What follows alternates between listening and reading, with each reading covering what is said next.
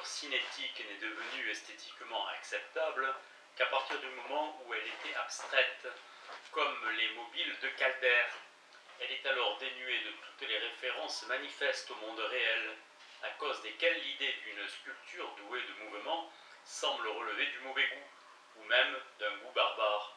Mais j'ai visité des temples hindous où les figures étaient colorées de manière tellement voyante que les fidèles auraient certainement adoré que les bras de Shiva tournent comme les ailes d'un moulin. Avec l'holographie, les objets non abstraits tridimensionnels ont au moins la possibilité d'être convaincants, et les deux pratiques figuratives de notre tradition, la création d'images et celle d'effigies, s'y rejoignent pour accomplir un rêve de progrès mimétique. Et maintenant, j'aimerais poser la question de savoir si la palpabilité serait une autre occasion à saisir.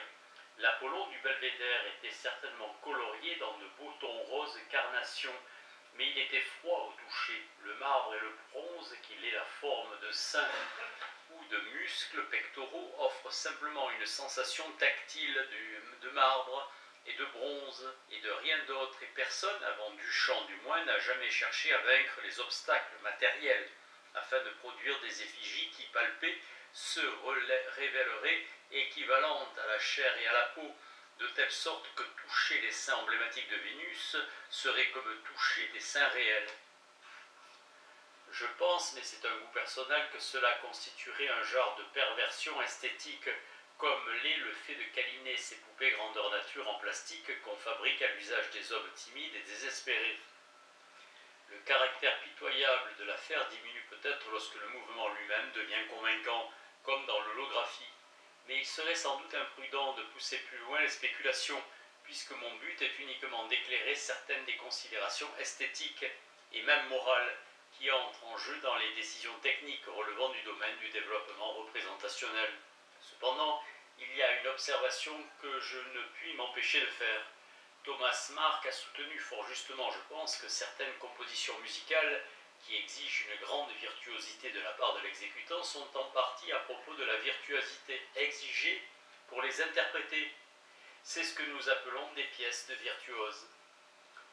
Mais je pense que c'est une vérité générale que les œuvres d'art sont souvent à propos de la virtuosité déployée lors de leur exécution. Elles le sont peut-être toujours dans la conception traditionnelle des chefs-d'œuvre, de telle sorte que le sujet immédiat de l'œuvre, pour autant qu'elle n'en ait un, n'est en fait qu'une occasion pour le sujet réel qui consiste dans la démonstration de la virtuosité. C'est ainsi que le coup de pinceau dans la peinture de l'école de New York constitue moins le sujet des œuvres que l'occasion de mettre en œuvre le sujet réel, qui est l'action virtuose de peindre. De même, les premières œuvres qui utilisaient la perspective linéaire choisissaient des sujets permettant d'exhiber la perspective, tels les paysages classiques avec leur disposition ordonnée de colonnes et de formes parallèles. Des paysages boisés, comme ceux qu'allait favoriser Corot et l'école de Barbizon, auraient été sans utilité à cet effet, et le fait même de les choisir comme sujet implique une attitude plus romantique et moins régimentée vis-à-vis de l'espace, qui est moins conçu comme une boîte ou une scène. On peut éprouver de la compassion pour un artiste comme Paolo Uccello qui, obsédé par la perspective, choisissait des sujets invraisemblables pour pouvoir en démontrer la puissance, telles des scènes de bataille où il met l'accent sur les rangées de lances et les alignements de penons. Malheureusement, avec un effet comique, la bataille réelle est celle entre le sujet et la manière de le traiter, et Uccello fait figure de héros vaincu. Il est à noter que chaque fois qu'il y a un élargissement des possibilités représentationnelles, ce genre de lien interne entre le sujet et la technique devient la caractéristique principale des œuvres. Lorsque les premiers films sont sortis des studios des frères Lumière, les sujets choisis montraient le mouvement pour l'amour du mouvement. Présenter l'image mouvante d'une table chargée de pommes aurait été un choix idiot, bien que ce faisant, l'immobilité eût été pour la première fois une caractéristique objective de l'œuvre, puisque le mouvement n'était que récemment devenu une possibilité réelle. Ce qu'on montrait au public, c'étaient des foules émergeant des usines, la circulation place de l'Opéra, des trains ou les rameaux feuillis au-dessus des têtes des pique-niqueurs au bois de Boulogne. Et même de nos jours, on ne se lasse pas de la scène de poursuite comme pièce de résistance cinématographique. Le cinéma nous a projetés à travers l'espace virtuel de manière triviale dans la plupart des cas, puisque se trouver sur des montagnes russes ou dans un avion tournant sur lui-même sont des expériences profondément limitées. Comme premier sujet holographique, je choisirais bien entendu la transfiguration du Christ, telle qu'elle est décrite dans l'Évangile, selon saint Matthieu. Ensuite, j'aimerais voir le masque que Prospero, d'un geste de son spectre, fait sortir du néant vaporeux à l'étonnement ravi de sa fille et de son amoureux. Bien sûr, nous aurons probablement droit plutôt à des bovins en débandade, des chevaux faisant des sauts de cabri et des cow-boys proférant des jurons. Cependant, si la palpabilité devenait une probabilité technique, ces sujets ne seraient guère appropriés, et on peut vraiment se demander s'il serait jamais possible d'intégrer suffisamment la palpabilité dans la structure narrative pour permettre au développement artistique d'aller au-delà du développement technique. Si par exemple les films n'étaient pas devenus narratifs, notre intérêt pour la simple démonstration du mouvement se serait certainement affaibli. Après tout, nous pouvons voir la chose réelle aussi souvent que nous le désirons.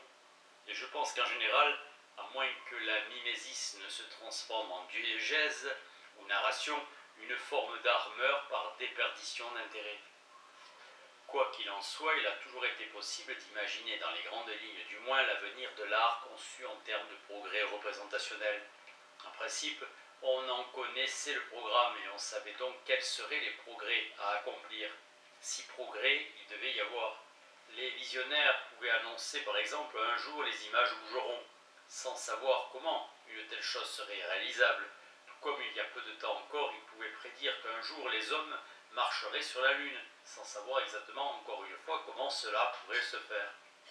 Or, dans ce cas, et c'est pour cette raison surtout que j'ai élaboré toute cette théorie, il est possible de parler de la fin de l'art, du moins en tant que discipline progressive. Si pour chaque domaine perceptuel, il était techniquement possible de produire un équivalent, alors c'en serait fini de l'art. Tout comme c'en serait fini de la science, si tout était connu, ce qu'au XIXe siècle on considérait comme une possibilité réelle. À cette époque, on pensait par exemple que la logique était une science qui était arrivée à terme, et même que la physique était complète, à l'exception de quelques détails agaçants qu'il restait à liquider. En tout cas, il n'existe pas de raison interne en vertu de laquelle la science ou l'art devrait être sans fin, de sorte que la question de savoir de quoi aurait l'air la vie après le progrès pouvait toujours être posée. Nous avons évidemment plus ou moins abandonné ce modèle en art, puisque la production d'équivalence perceptuelle ne nous facile plus beaucoup, et de toute façon il existe des limites, définies lorsque la narrativalisation devient un fait artistique. Malgré cela, nous verrons que le modèle garde une pertinence indirecte, même encore de nos jours. Mais avant d'aborder ce sujet, je voudrais faire une remarque d'ordre philosophique. Aussi longtemps que la philosophie de l'art était définie en termes de succès ou d'échec des techniques d'équivalence perceptuelle, il aurait été difficile d'aboutir à une définition de l'art dont la généralité eût pu présenter quelques intérêts. Aristote avait élargi le concept d'imitation en y incluant l'imitation d'une action afin d'étendre sa portée au drame narratif. Mais ce faisant, il a séparé la théorie de la mimésis du concept des équivalences perceptuelles, puisqu'il n'est nullement évident que l'art dramatique que nous offre que des équivalences perceptuelles à ce que percevrait un témoin oculaire de l'action. Si dans le cas de la présentation dramatique, il est encore possible qu'on cultive faussement un tel idéal, il n'en va plus du tout de même lorsque nous considérons la fiction comme description d'une action. Et dès lors que nous comparons la description à la mimésis, nous voyons tout de suite qu'il n'est pas sûr qu'il y ait encore la moindre place pour le concept de progrès ou de transformation technique. Je vais tâcher d'expliquer ce qu'il en est. De là haut de ceux, à nos jours, bien des penseurs ont déploré ou célébré les défaillances du langage. Nous avons l'impression de nous heurter à des limites descriptives au-delà desquelles il existe des choses importantes que le langage ne peut pas exprimer. Dans la mesure où c'est vrai, aucun élargissement des possibilités représentationnelles par l'introduction de termes nouveaux, dans une langue par exemple, ne saurait remédier à cette situation. La doléance concerne la descriptivité elle-même, qui est tout simplement trop éloignée de la réalité pour nous fournir l'expérience que celle-ci nous procure. Et une des particularités des langues naturelles est que tout ce qui peut être dit dans une peut l'être dans toutes, et ce qui ne saurait être dit dans une ne saurait l'être dans aucune. Étant entendu que la réussite peut être diverse selon les langues, de même que certaines locutions peuvent être plus ou moins détournées dans telle ou telle langue. Il n'a donc jamais pu exister de problème technique concernant l'élargissement des possibilités descriptives des langues naturelles. Elles sont équivalentes du point de vue de leur universalité. Je ne veux pas dire que le langage n'a pas de limite, mais seulement que, quel qu'elle soit, rien ne pourra jamais être considéré comme un progrès permettant de les dépasser, puisque cela ferait toujours partie du langage comme système représentationnel. Il n'y a donc pas de possibilité logique pour le concept de progrès. À aucun moment de l'histoire de la littérature, par exemple, des visionnaires n'auraient pu prédire qu'un jour les hommes seraient capables de dire certaines choses. Cela en partie peut-être parce qu'en énonçant ce que les hommes seraient capables de dire plus tard, ils l'auraient déjà dit. Bien entendu, quelqu'un aurait pu dire qu'un jour les hommes pourraient parler de choses interdites de parole, à ce moment-là par exemple la sexualité, ou qu'ils pourraient se servir du langage pour critiquer des institutions, ce qui alors n'était pas possible. Mais il s'agirait alors d'un progrès moral ou politique, si c'en est un, qui concernerait autant les images que les mots.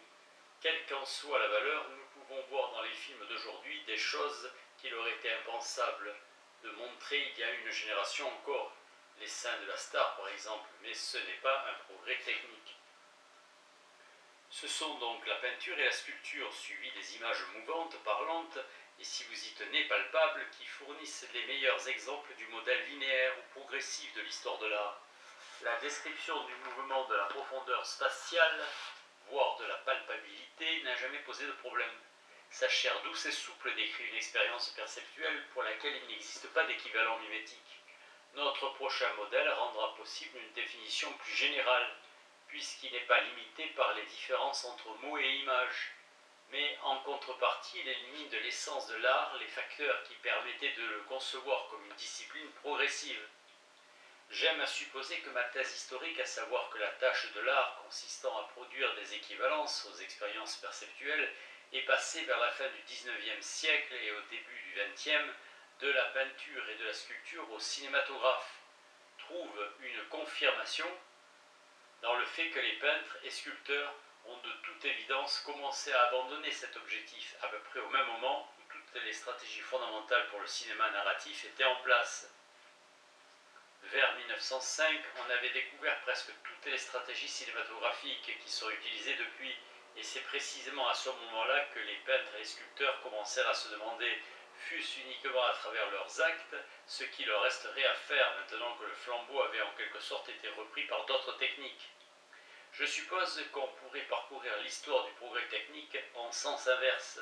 Nous pouvons imaginer que le stade final projeté ait été atteint et que maintenant, quelle qu'en soit la raison, on trouve que ce serait bien de remplacer les équivalences perceptuelles par des indices incitant à l'inférence, peut-être parce qu'on se met à valoriser davantage l'inférence, égale la raison, que la perception. Peu à peu, le cinématographe est remplacé par des indices du mouvement comme nous en trouvons chez Rosa Bonheur, Rodin ou d'autres, jusqu'à ce que, supposons-le, l'équivalence perceptuelle disparaisse complètement de l'art et que nous aboutissons à un art purement descriptif, où les mots remplacent les stimuli perceptuels. Et qui sait si cela ne semblera pas lié trop étroitement à l'expérience et si l'étape suivante ne sera pas la musique. Cependant, étant donné la manière dont le progrès lui-même était conçu, il apparut vers 1905 que les peintres et sculpteurs ne pouvaient justifier leur activité qu'en redéfinissant l'art d'une manière qui devait paraître choquante à ceux qui continuaient à juger la peinture et la sculpture d'après les critères du paradigme du progrès, sans se rendre compte qu'une transformation de la technique rendait maintenant de plus en plus archaïques les pratiques qui étaient en accord avec ces critères. Les fauves illustrent bien ce que je veux dire. Prenons le portrait de la femme de Matisse, réalisé en 1906 par le peintre, et qui montre Madame Matisse avec une raie verte le long du nez. Le tableau s'appelle effectivement La raie verte. Changi m'a parlé d'un tableau qu'un artiste jésuite avait peint de la concubine favorite de l'empereur chinois, tableau qui la choqua, elle savait que son visage n'avait pas à moitié noir, il n'était pas à moitié noir et que lui avait eu recours aux ombres. Si on l'avait instruite de l'apparence réelle du monde, elle aurait reconnu que, étant donné les réalités de la lumière et de l'ombre, elle apparaissait réellement telle qu'il l'avait montrée. Mais rien de tel ne pourra racheter la peinture de Matisse aux yeux de l'histoire des équivalences perceptuelles. Même pas si par chance il y avait eu une ombre verdâtre le long du nez de son sujet, car ce ne serait pas ce vert particulier. Les dames de cette époque n'utilisaient pas non plus d'ombre à nez comme celles d'aujourd'hui utilisent l'ombre à paupières. Enfin, Madame Matisse ne souffrait pas non plus de gangrène nasale. Ainsi, il ne restait qu'à conclure, comme le firent certains, que Matisse avait oublié comment on peint ou qu'il s'en souvenait mais qu'il était devenu fou, ou qu'il était sain d'esprit mais qu'il pervertissait son talent afin de choquer le bourgeois, ou pour essayer de rouler les collectionneurs, les critiques et les conservateurs de musées qui sont les 3 C du monde de l'art.